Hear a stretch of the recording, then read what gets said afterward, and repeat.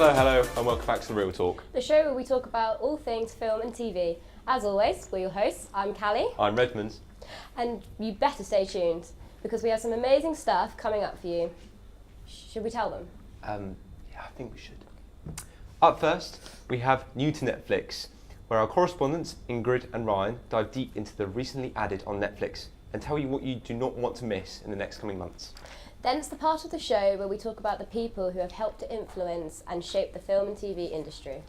Next up, Then versus Now, where we take to the streets. And social media. Yes, and social media, to find out whether the general public prefer remakes or originals. This is followed by Into the Spotlight, the part of the show where we investigate how streaming services like Netflix have revolutionised television and brought TV and films into the spotlight. Gosh, that was awful. And finally, in Real Talk fashion, we are celebrating the Oscars with our very own rewards. Yes, the real Oscars. Original. Yeah, real original.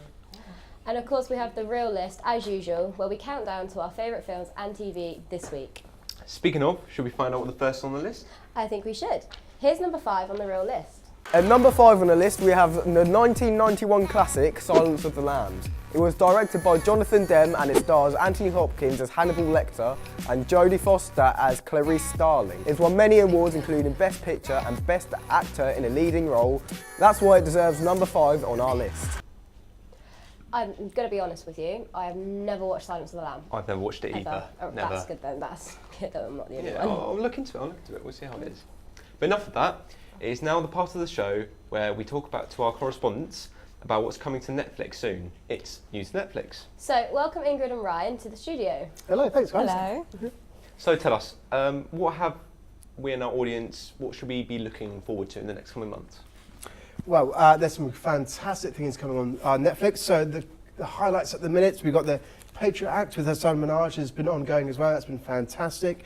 Arrested Development comes back for a 5th season. Genuinely very excited about that. I've lost sleep. I am so excited.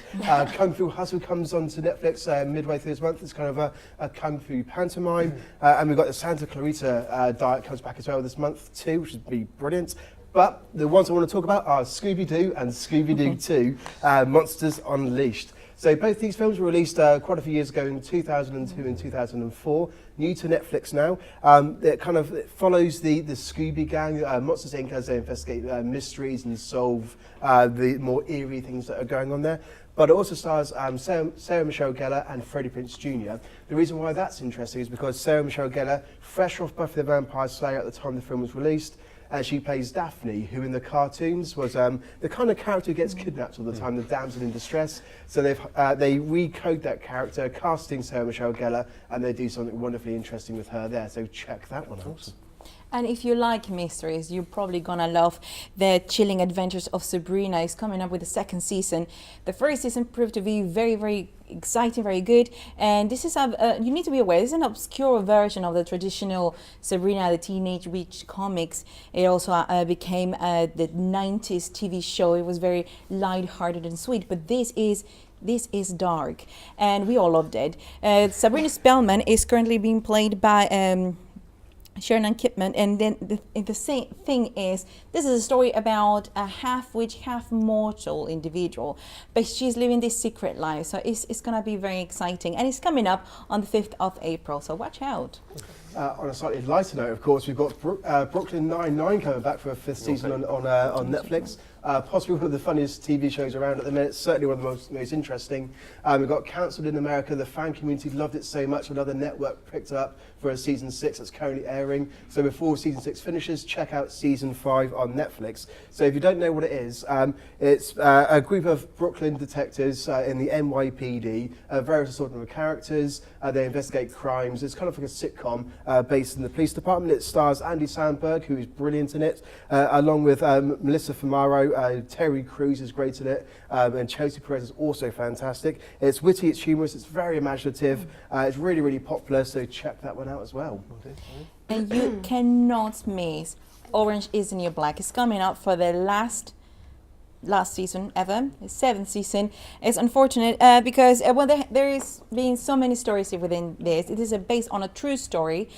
Piper Kerman was in prison 15 months, and in there she found all these stories about women, and these are true. But also the series is trying to tell about how is the justice system and how it's not working very well. So this is very entertaining. It is telling you all the things you need to know about it. Seasons 1 to 6 in Netflix available now. No release date yet. I'd love Orange is the New Black. The first few seasons were fantastic. Yes. One of my highlights is coming out today. Actually, it's The Afterlife. So that it's written, directed, and stars Ricky Gervais. Obviously, we know him from The Office and Extras and Hollywood. He's a massive star. Brilliant, funny comedian. He plays Tony, whose life absolutely falls apart after the death of his wife, and he decides to punish the world by kind of doing whatever he wants to do. He doesn't really care about the consequences. I think many people will be thinking it's more comedy, but it looks to be a bit more dramatic as well. So it's going to tug on the heartstrings. Thanks to an Instagram poll, a whopping 71% of you guys out there are really looking forward to it as well. Well, those all sound amazing. Yes. I'll definitely be checking those out, and make sure you do. Thanks to Ingrid and Ryan for joining us. Thank you. We've also been talking to Instagram to find out what you guys are currently watching. And the most popular answers were Elite, Mindhunter, Umbrella Academy, and Haunting of Hill House. They all sound amazing. They're all coming out on Netflix now. So make sure you check out the shows and keep lookout for shows coming out soon. Now, here is number 4 on the real list. Enjoy. At number 4 on the list we have Brooklyn Nine-Nine. This stars Andy Samberg, Melissa Fumero and many more actors. It's had loads of directors over its 5-year span and has won 2 Golden Globe Awards, including one for Best TV Series. This is why it deserves number 4 on our list. I really enjoy Brooklyn Nine-Nine. Like, honestly, it's one of my favourite TV shows. I will tell you that now. I've never watched it. I've never have. There's something wrong with you. I'm sorry. Anyway. Not a lot of us have time to just sit in and watch Netflix. Some people have stuff to do. All right. Now, it's part of the show where we discuss the brilliant people who have influenced the film and TV industry with Ingrid and Ryan. This week, we are discussing the 3 Mexican directors who have been taking Hollywood by storm. Well, these icons are none other than the 3 amigos, Guillermo del Toro, Alfonso Cuarón, and Alejandro González Iñárritu. So tell us, what do they do within the industry? Is it just directing, or is there screenplays? Yeah. Script writing, I was meant to say. Well, they've all had a range of jobs, yes. They all kind of write their own materials. They've been producers and editors, but one thing they do have in common is that they're all Mexican directors and possibly the best directors in the world at the minute as well. What do you like about their works? Because they are quite unique, aren't they? They are very special. They are, no, indeed. So the 3 of them have in common that they're trying to raise up the minorities, coming from a country that is it was poor intellectually and economically. They're trying to raise people, and that's very nice because they're trying to live, nowadays they're trying to leave a little bit of commercial stuff, which is great. And they are very creative. They started with nothing, and they are all very creative. And so when they have a budget such as in Hollywood, or Netflix on this occasion now, they have the opportunity to show off their creativity. So they talk about the monsters inside. That's perfect. In your opinion, who is the best? Do you have a favourite? Well, definitely without a shadow of a doubt, it's Guillermo del Toro. I love his work. His work is sublime. So he's a Mexican filmmaker, he's a director. He started off doing special effects and makeup as well, and he kind of migrated over into making his own films. His films are both English language and Spanish language. He does science fiction, he does horror, he does beautiful romance. His films are always hauntingly wonderful, but it always has a recurring theme in that he tends to explore war-torn areas, and there's always a monstrous male or patriarch who kind of dominates everybody else, and a young child, or particularly a young girl, has to overcome the oppression of the man in order to find herself. So my particular favourite of his is Pan's Labyrinth, and I can't recommend people watching that enough. It got 22 minutes of standing ovation where it aired at Cannes Film Festival quite a few years ago, and it is a sublime piece of work. I love his Shape of Water, by the way. Yeah. I have a soft spot for Cuarón, if I'm quite honest. Iñárritu has beautiful works. He gave Leonardo DiCaprio his first Oscar, so The Revenant has to be watched. Also beautiful from Iñárritu, beautiful. But Cuarón, if you have the chance to go on Netflix, watch Roma and hear Roma, it will be fantastic. Also Gravity. for Quaron. And I would add for Coron as well, in that so Roma was a Netflix original show, Netflix original film. It got wide distribution in cinemas. It's kind of changing the game for how Netflix are showing their films on Netflix and cinemas at the same time. Won multiple Oscars for it, beautiful cinematography, and he seems to be at the forefront of the changing nature of media at the minute. Well, thank you for that. That was very interesting. It's very inspiring as well. As always. Indeed, but it's that time again. Yes, you guessed it. Here's number 3 on the real list. Number 3 on our list, we have End of the F***ing World, directed by Jonathan Entwistle, and it stars Jessica Barden, Alex Lawther and Steve Oram. It's won many awards, including a BAFTA and a Best Drama Series. That's why it's number 3 on our list. So, I've never even heard of that. Like, Have you not? No. It is so good. I watched the whole season in one night. Oh, Don't know how I did God. it, but it is worth the watch, I promise you. But I do have a question for you. Okay. Remakes or originals? I do prefer originals, but there have been some really good remakes, I'll admit. There have been. In my experience, originals have always been the Yeah. best. So, Should I say? yeah, right. Should we both say it? Yeah, we'll both say it. Yeah. Run Run VT. VT. Do you like films? I do like films, yes. Do you prefer originals or remakes? I prefer remakes over originals. And do you have a favourite remake? Blade Runner 2049. Any reason why? I felt like the new angles and more upgraded technology that they have now made it better than the original, because you had lots more colour and vibrance, which was like a big deal from the first Blade Runner, as well as the new camera techniques that were developed, and post-production is a lot more of a cinematic experience than the first one. Awesome, thank you very much. Do you like films? Yeah, Do you prefer remakes or originals? originals. Do you have a favourite? It. Any reason why? Because it was good, better. Do you like film? I love film. Do you have an opinion on originals versus remakes? I think generally the original is better because a lot of the time remakes are just cash grabs based on the title, but I think there are examples of good remakes. Like a bad remake that's just for the title would be the Total Recall from like 2009. That's a really bad film. But a good remake would be the 1983 Scarface. That's a remake of the Howard Hawks film, and the 1983 one is actually, I would say, a superior film.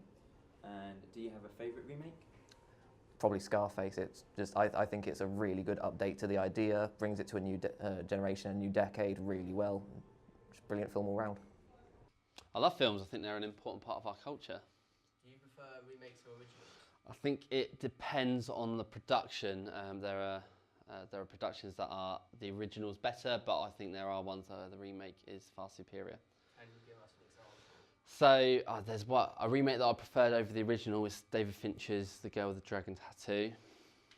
Why did you like I think his visual style of filmmaking is something that I've always been attracted to, and that's no different with The Girl with the Dragon Tattoo. Yeah, I like film. I watch quite a lot of films. It's what I do in my spare time, really. And do you have an opinion on originals versus remakes? Normally, I tend to prefer the originals just because they're classics. However, there's one exception to that, and that's with Charlie and the Chocolate Factory. I don't really know why I prefer it, but with the remake, I don't know, I just prefer it. I do like remakes though. I love the Jungle Book remake. Have you seen? Yes, that is a very good. really good remake. It is a big argument amongst our I know, it's society. true. Remakes That or is true. originals. We'll never That know. is- Yeah. We also run a poll on Instagram to find out 63% of you guys are excited to see the new Lion King remake. That's got Beyonce in it, hasn't it? That's the one. She plays Nala. Yeah. I'm still not sure about it. I'm not. It's got Beyonce in it. We also ran a poll on Twitter asking people whether they preferred remakes or originals. The results were surprising and showed a 50-50 split. It's clear that you prefer it's down to personal preference. And although remakes sometimes get a lot of hate, they can sometimes be good or better than the original. Well, after that, I bet you're just dying to know what is number 2 on the real list. So here it is. Enjoy. At number 2 on our list, we have Black Mirror. It contains a highly talented cast and it was written by Charlie Brooker, with many directors. It's won 6 Emmys, including an outstanding TV movie. That's why it should be on number 2 on our list. Have you not watched it? No, I've seen a lot of it. I've just never thought to watch it. They do mess with your head. They are very creepy. Okay. Now, it's the part of the show where we shine a light on what streaming services like Netflix have done to revolutionise TV. Yes, you guessed it, it's Into the Spotlight. Run VT. I think the television industry has been completely turned upside down by the arrival of the internet. It didn't happen overnight. The internet's been with us properly since about 1995 or so.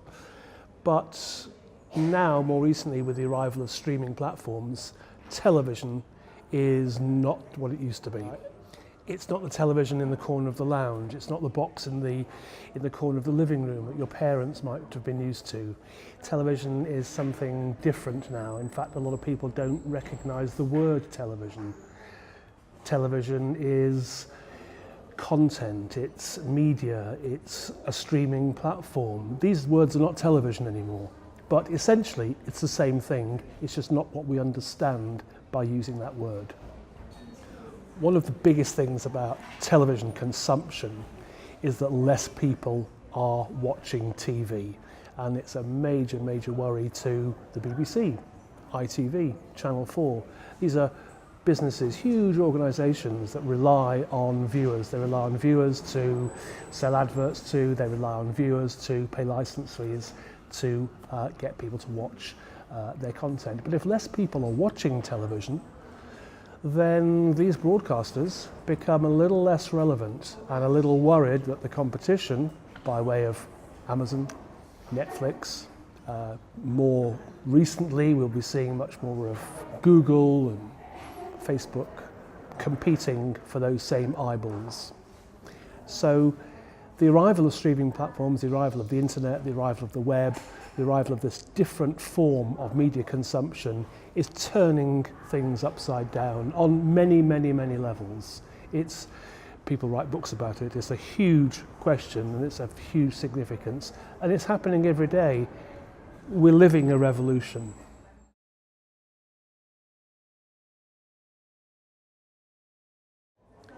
Given that most people can watch television, BBC, ITV, Channel 4, on demand on streaming platforms without a licence, without it costing them anything, then the BBC is in a real pickle, because if people stop paying the licence, they don't get the money to make the programmes. And the BBC has responded in a number of ways. When the BBC first noticed that people weren't watching television on television, they did a number of things. The first thing was to move one of their channels devoted to young people online. They took it off broadcast, scheduled TV, and they put it as a website. And that was great. It's been very, very successful. And in fact, often some programmes become so popular online, on BBC Three, that they then migrate back onto television. And it's become quite a nice thing.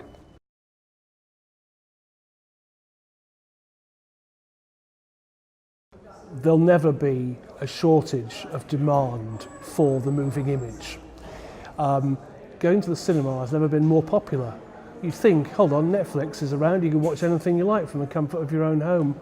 More people are going to the cinema than ever before. Why? People like stories, they like shared experiences, they like the occasion and the event. It's the same with television. Television is going through huge changes, but people are watching lots of television. They might not call it television, they may not think it is television, they certainly might not be paying for it as television, but on their phone, on their mobile, on their computer, it is the moving image. This means that the demand for moving images, the demand for people to make moving images for the screen is only rising. Views from different people. Yes, it is. We also wanted to know what you guys at home think of streaming services such as Netflix. After a staggering amount of replies, when asked on a scale of 1 to 100 how much they like Netflix, the average answer was 100%. Wow, you all seem to love Netflix. Now is the moment I'm sure you've all been waiting for. It's number one on the real list. I wonder what it's going to be this week. Well, let's find out. Here's number one. Coming in on number one on our list, it stars Asa Butterfield and Gillian Anderson. It was directed by Kate Herron and Ben Taylor. That's right, it's Sex Education. Sadly, it's won no awards yet, but we like it, so it's at number one. So, I've never watched Sex Education. Oh my god, you have to. When you get home, you put it on straight away. Understand? Yeah, no, I'll think about that one. Welcome back. That was an interesting number one. We've decided here at Real Talk that we want to celebrate the Oscars by hosting our very own award show, The Real Oscars. And even though we think the winners of this year's Oscars are well deserved, we still wanted to give some recognition to other films and actors who we think were incredible too. So let's get into the awards.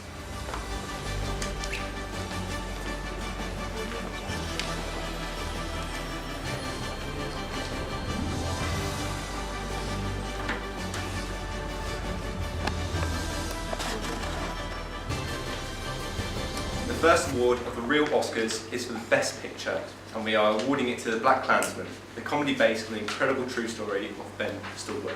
How do you propose to make this investigation? We'll establish contact over the phone.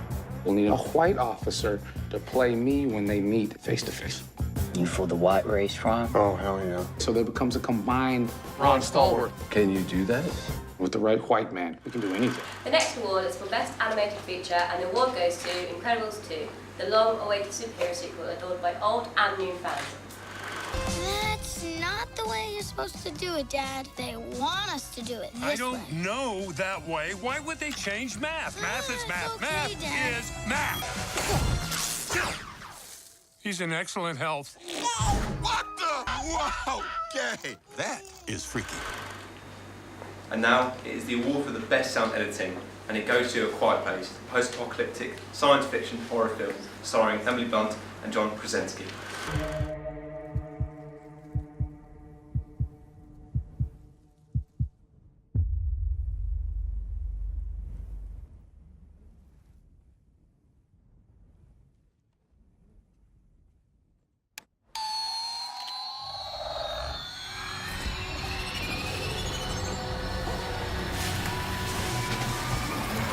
Moving on to the Best Visual Effects, the award goes to Avengers Infinity War, the epic superhero film that features all your favourite heroes teaming up together to fight Thanos. About this plan of yours. I think it's good, except it sucks. So let me do the plan, and that way it might be really good. Wow. The end is near.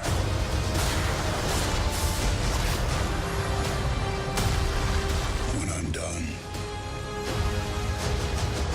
half of humanity will still exist. Best Actor in a leading role goes to Bradley Cooper, A Star is Born. And Best Actress in leading role is awarded to Lady Gaga, A Star is Born. Here at Real Talk, we thought their performances were outstanding.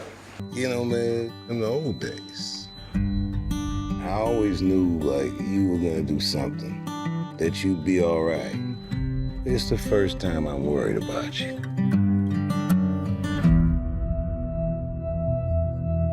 Can I ask you a personal question? Okay. Do you write songs or anything? I don't sing my own songs. Why? I just don't feel comfortable. Why wouldn't you feel comfortable? Almost every single person has told me they liked the way I sounded, but that they didn't like the way I look. I think you're beautiful. Well, that was an amazing show. It's over already. I'm afraid so. Time flies when you're having fun. Very true. So thank you all for tuning in. Yes, also a huge thank you to our guests, Ingrid and Ryan, and of course our correspondents out in the world. Thanks to the crew also, and also you, our lovely audience, for tuning in. We hope that you enjoyed our show, and from everyone here at Real Talk, have a good rest of the week. Until next time, goodbye.